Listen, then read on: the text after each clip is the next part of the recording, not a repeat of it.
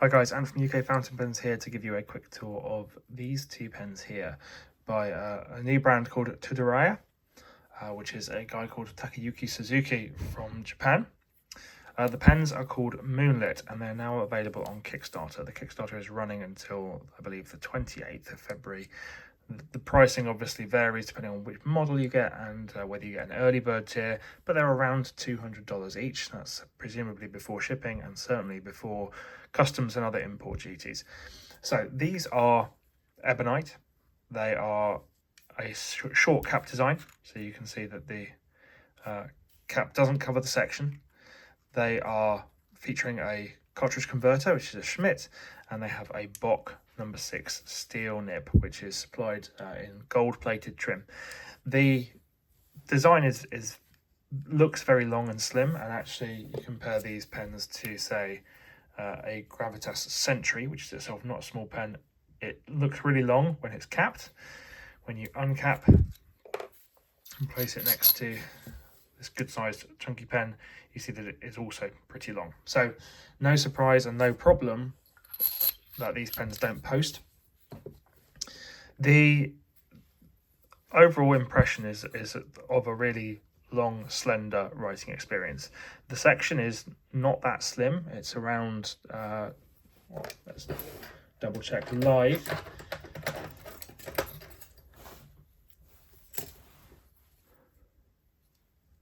At its narrowest, about 11, and at its widest, about 12.5. So these are not particularly slim pens. The barrel is about 13mm, if I remember rightly, but very, very long.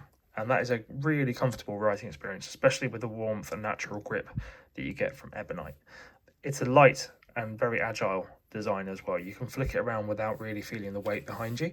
And that makes for overall what I would consider to be a very comfortable writing experience indeed.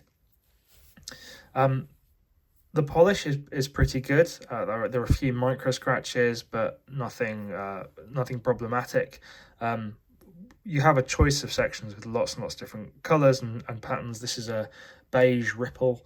It looks to be Nikko ebonite, from familiarity with Iboya's style. And in fact, a good comparison against this pen would be the Kobu that I featured not that long ago, which is also a short cap design. My main and only real functional problem is at the nib end.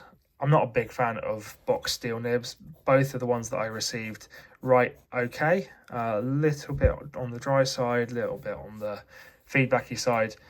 I've swapped one out for a polished steel coloured Bock, which has been tuned and ground into an architect for me by a Nibmeister.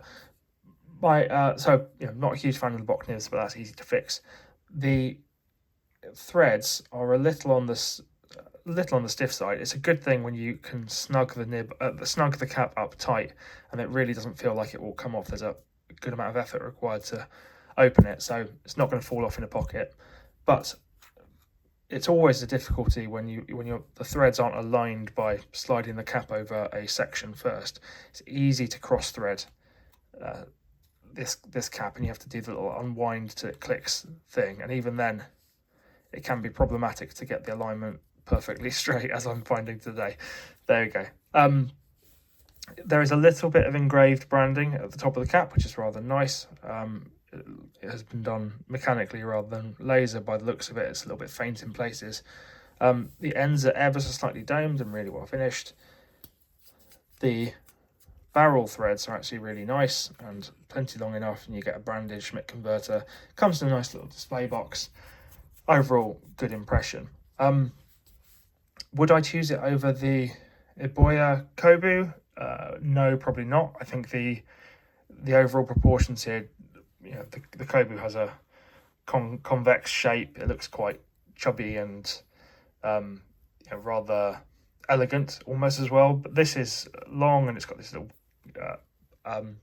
dimple here. It makes it look a little gangly.